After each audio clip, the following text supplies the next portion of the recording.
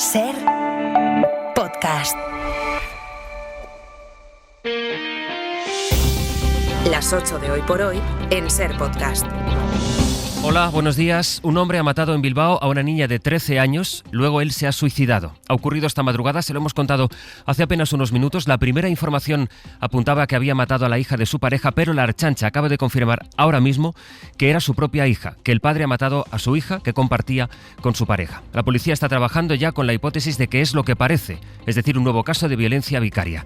La mujer, la pareja del presunto asesino, está ahora mismo en el hospital. Vamos a Bilbao de nuevo para recapitular qué se sabe hasta ahora, Jon Egaña. Pues la Ertzaintza acaba de confirmar eso, que las personas halladas muertas son padre e hija. En un primer momento no tenía claro si había parentesco, ahora sí lo confirma. Él tenía 43 años, la hija es una menor de solo 13. En ambos casos los cuerpos presentaban signos de violencia al ser hallados. La principal hipótesis, repetimos, la de la violencia vicaria, y es que ha sido la propia madre, al huir de la casa tras un grave episodio también confirmado de violencia de género y familiar, la que ha dado la voz de alerta a los agentes, haciendo saber que temía por la vida de su hija. Para cuando han llegado los policías, pasadas las 5 de la mañana, ya era tarde, se han encontrado con esos dos cadáveres, ambos con heridas por arma blanca. Ahora mismo la vivienda en el barrio de Recalde, en Bilbao, está precintada. La policía científica de la Ertzaintza recaba evidencias en su interior y la mujer está ingresada en el hospital de Basurto. Volveremos luego a Bilbao, esa es la información que tenemos en este momento. Lo que todo indica es la hipótesis que tiene sobre la mesa la policía vasca, que es un nuevo caso de violencia vicaria y que deja el asesinato de una niña de 13 años. Hoy por hoy noticias. Ser podcast. Bueno, por lo demás, lo más reciente de la actualidad está en la crónica internacional. Ha escrito Donald Trump esta madrugada en su red social y ha puesto: jueces de la izquierda radical, junto con personas muy malas, están destruyendo a los Estados Unidos. Es la justicia la que ayer anuló sus aranceles y es también la justicia la que anoche volvió a activarlos. Si el Tribunal de Comercio había suspendido desde Nueva York los aranceles que Trump ha impuesto a todo el mundo, el Tribunal de Apelación desde Washington ha dejado en suspenso esa suspensión. Es decir, las tasas están ahora mismo en vigor, pero el tribunal tendrá que acabar decidiendo sobre el fondo del asunto, o sea, si Trump se ha extralimitado o no.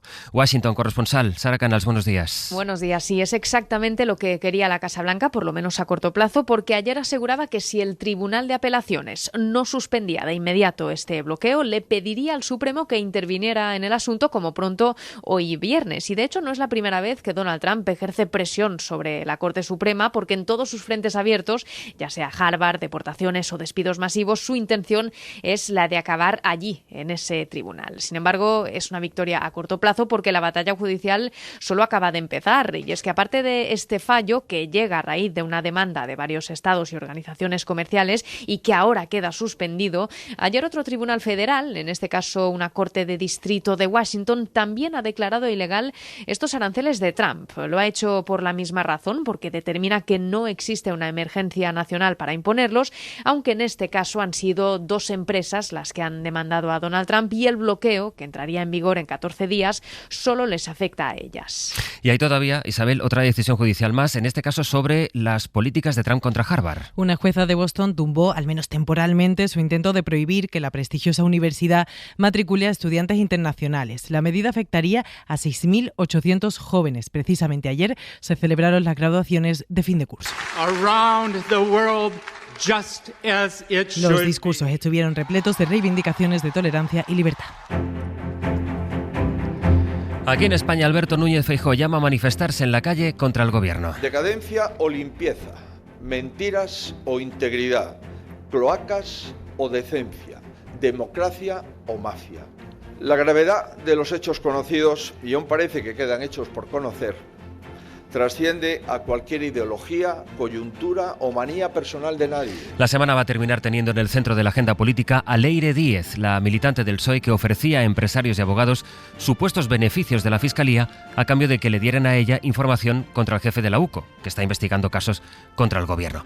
El PSOE le ha abierto un expediente a Leire Díez, pero no ha tomado medidas contra ella, y el gobierno admite el desgaste que esto le provoca cada día con una novedad distinta, pendientes de ver qué se publica. Feijóo ha llamado capo a Sánchez y el gobierno le ha contestado. No se puede seguir asistiendo a una escalada de insultos que ya no sé dónde terminan. O sea, después de decirle al señor Sánchez lo que Feijóo le ha dicho, ¿cuál es lo siguiente? ¿Qué es lo siguiente?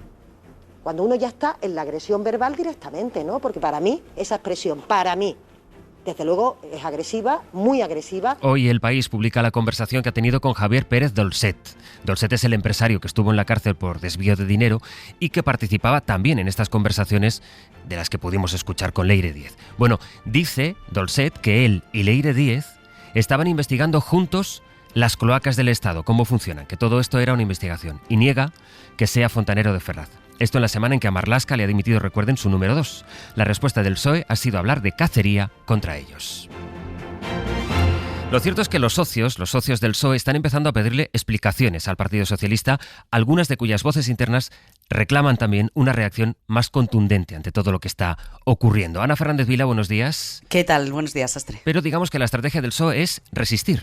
Sí, el Gobierno está decidido a resistir la presión que crece desde la derecha, pero también desde la izquierda y desde dentro del partido. Ayer García Page pidió una querella criminal contra la militante Leire Díez, pero el PSOE descarta por ahora más acciones a la espera de ver cómo se desarrolla la investigación interna que han abierto. Dice Ferraz que en base a los estatutos no pueden ir más allá, que lo harán, dicen, si la situación escala, pero en Moncloa están convencidos de que la mejor estrategia es no dar pábulo a lo que identifican como una campaña de acoso y derribo contra el Gobierno. Esto decía ayer Óscar López. Lo que me parece es una campaña mafiosa contra el Gobierno de España, con filtraciones y medias verdades todos los días, con bulos, con fango permanentemente.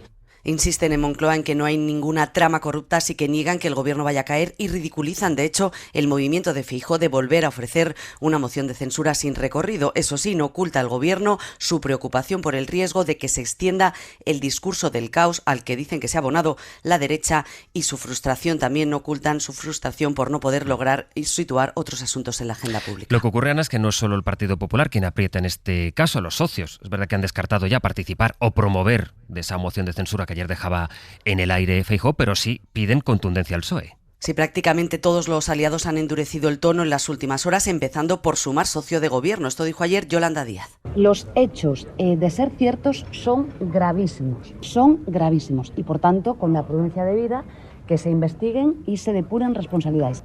Piden los socios más explicaciones y contundencia, pero descartan de plano, eso sí, sumarse a una moción de censura. Desde Junts, Jordi Turull se preguntaba ayer si era una broma tras las maniobras del PP esta misma semana para impedir la oficialidad del catalán, el euskera y el gallego en Europa. Mismo reproche hacen desde el PNV. Su relación, además, con el PP está peor que nunca, y Podemos también se apresuró a desvincularse de cualquier tipo de acuerdo con el PP para descabalgar al Gobierno. Ana, hasta luego.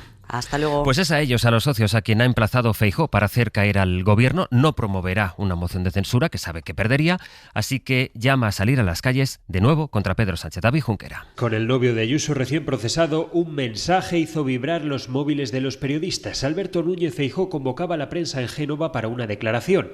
Esto es, un discurso sin preguntas, en el que, claro, no iba a hablar de González Amador.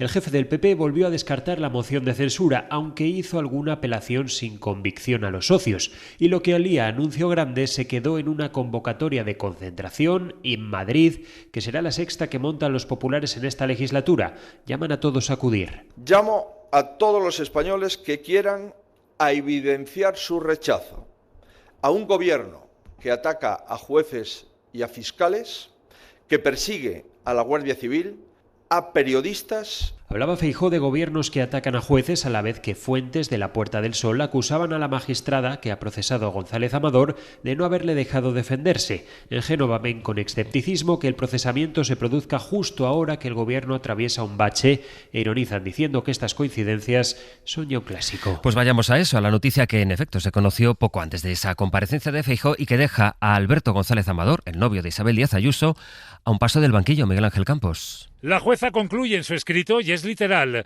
que Alberto González, de forma consciente y voluntaria, presentó autoliquidaciones de sus impuestos en 2020 y 2021 no veraces, dejando de ingresar 340.000 euros. Añade que el novio de Ayuso se dedujo gastos ficticios por millones de euros de material sanitario en lo peor de la pandemia, al amparo de facturas falsas. Tilda, además de rocambolescas, algunas de las explicaciones y sostiene que es imposible que realizase los trabajos declarados grados porque carecía de personal y medios necesarios. Junto a Alberto González, la jueza procesa a su supuesto testaferro mexicano y a la red bajo sospecha de facturadores falsos andaluces. La magistrada da ahora 10 días a la Fiscalía y al resto de partes para que propongan la apertura de juicio oral o el archivo de la causa. Y otro tribunal, en este caso la Audiencia Nacional, ha mandado a la cárcel a quien fue número 2 de Interior con el PP, a Francisco Martínez, el exsecretario de Estado de Seguridad, quien fue mano derecha de Jorge Fernández Díaz, implicado en la Kitchen,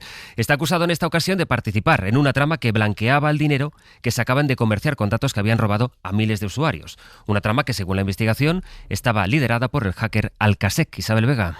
Buenos días. El que fue número 2 del Ministerio del Interior ha pasado su primera noche en la cárcel de Soto del Real tras 48 horas de calabozo. La juez de la Audiencia Nacional, María Tardón, decidió mandar a Francisco Martínez a prisión preventiva por riesgo de destrucción de pruebas.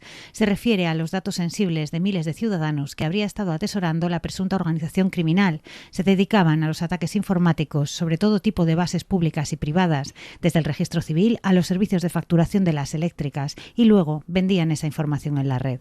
Además de Martínez, que durante media hora de declaración negó cualquier actividad delictiva, la jueza ha mandado a prisión al joven hacker conocido como Alcasec y a un colaborador que fue detenido en Córdoba. Queda otro detenido por pasar a disposición judicial. La Audiencia Nacional ha pedido a Andorra que lo extradite. El gran asunto transversal en todas las conversaciones hoy, este fin de semana, va a ser el tiempo con este pico de calor. Jordi Carbó, buenos días. Buenos días. Quiero preguntarte para empezar, ¿ha sido tanto esta noche como se esperaba? Ha sido la primera, es decir, que las próximas serán peores, pero ya hemos tenido mínimas altas, por ejemplo, en Barcelona y Madrid, 21 grados, 23 de mínima en la ciudad de Sevilla. ¿Y qué nos espera para hoy y para el fin de semana? Pues eso, que empeore un poco, sobre todo las temperaturas mínimas. Como veremos más nubes durante el fin de semana, eso frenará el descenso nocturno, pero igualmente va a hacer el sol suficiente como para que las máximas, tanto el sábado como el domingo, sean parecidas a las de ayer y a las que tendremos hoy, es decir, destacando máximas de 35 o 40 grados en prácticamente todo el interior peninsular.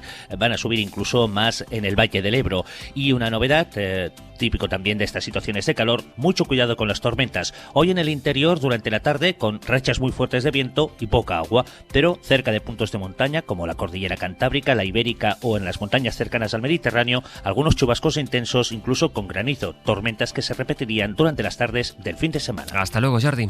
Adiós. Hoy por hoy noticias. Ser Podcast.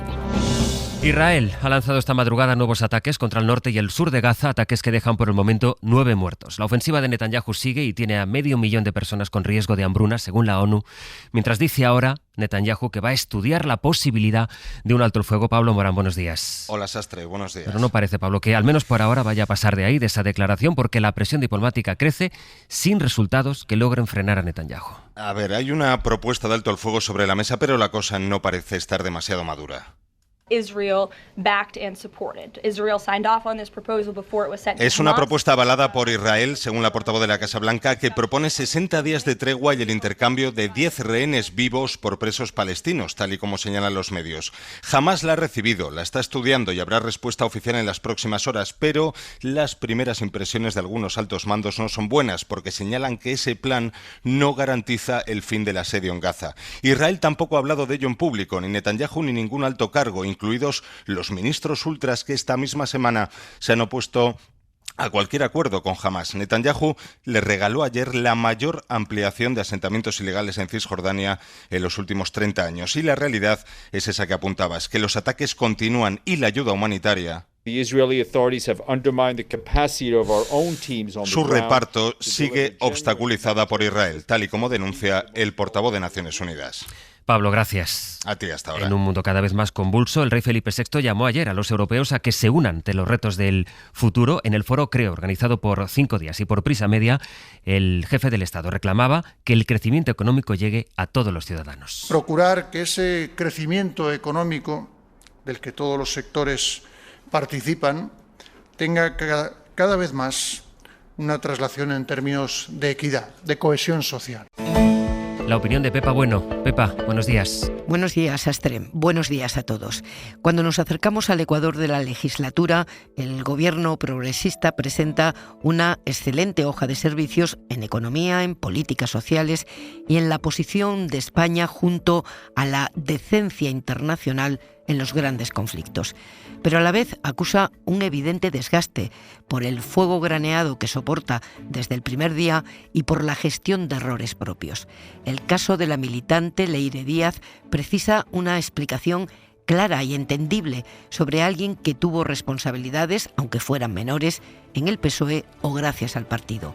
La oposición feroz de las derechas, entendida como destrucción personal del adversario, no va a parar. Y en el PSOE y en el Gobierno no se ve una estrategia coordinada para responder con claridad ante los ciudadanos, que es la mejor manera de enfrentar el asfixiante clima político español. Dentro de 10 minutos, El Abierto. Hoy con Gonzalo Velasco, Elisa de la Nuez e Ignacio Escolar. Para no perderte ningún episodio, síguenos en la aplicación o la web de la SER, Podium Podcast o tu plataforma de audio favorita.